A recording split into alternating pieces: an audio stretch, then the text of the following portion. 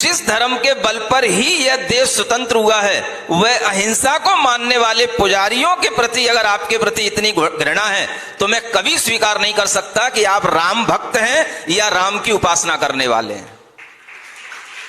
क्योंकि राम हिंसक नहीं थे, लाते थे। राम इस तरह के महाव्यक्तित्व के धनी थे।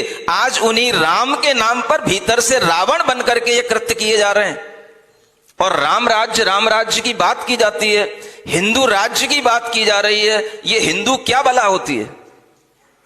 क्या हिंसा करने का नाम ही हिंदू होता है? किसी साधु के, दिगंबर साधु के धड़ को काट देना, क्या इस पर कोई एफआईआर नहीं हो सकती?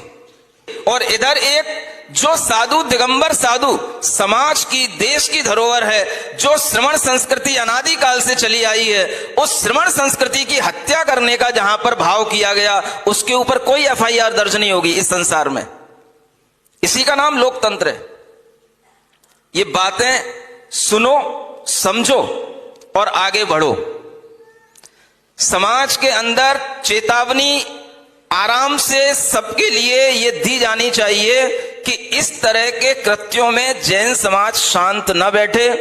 क्षमा, अहिंसा के भाव के साथ में अपनी मांग, अपनी बात हमेशा आगे रखने के लिए आगे रहे। और समाज अगर इस तरह से शांत बैठ जाएगी तो आगे आने वाले समय में आपको अपनी धर्म की रक्षा करने के लिए बहुत मुश्किल पड़ जाएगी। मैं आपके लिए इतना ही कहना चाह रहा हूं, अहिंसा भाव के साथ, क्षमा भाव के साथ धर्म तीर्थों की आराधना करने के लिए, धर्म तीर्थों की रक्षा करने के लिए हमें हमेशा साहसिक कदम उठाते रहना चाहिए।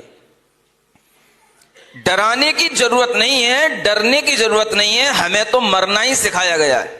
अगर आचार्य महाराज हमें आदेश दे दें तो आज भी हम गिरनार की यात्रा करने जा सकते हैं और हम अपना धड़ कटवाने को तैयार हैं।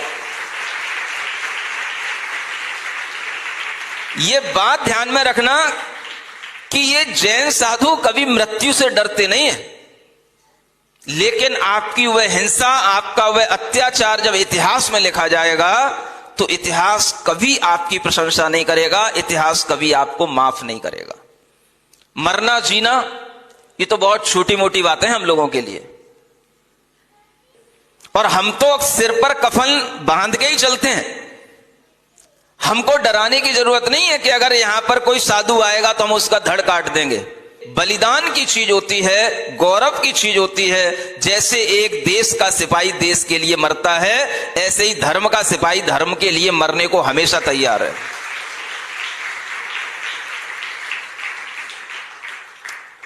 आज की इस समाज के अंदर जहां सौहार्द का वातावरण होना चाहिए था, जहां आपस में सद्भावना का वातावरण होना चाहिए था, वहां पर इस तरह का वातावरण अगर बनेगा तो ये देश की राजनीति अच्छी राजनीति नहीं कहलाएगी। ये राजनेता अच्छे नेता नहीं कहलाएंगे। ये राजनेता एक बार फिर ये विचार करें कि आखिर इस तरह की बातें करने के लिए इन्हें सह कहां से मिल रही है। ये क्यों इतनी बुलंदियों की इतनी बड़ी बड़ी बातें कर पाते हैं।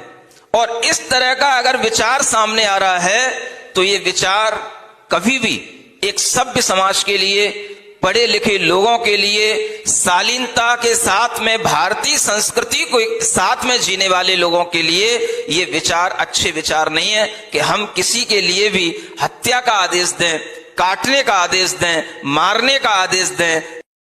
तो ध्यान रखना, रावण की भी अति नहीं रही है, इन राजनेताओं की भी अति ज्यादा दिन नहीं रहेगी।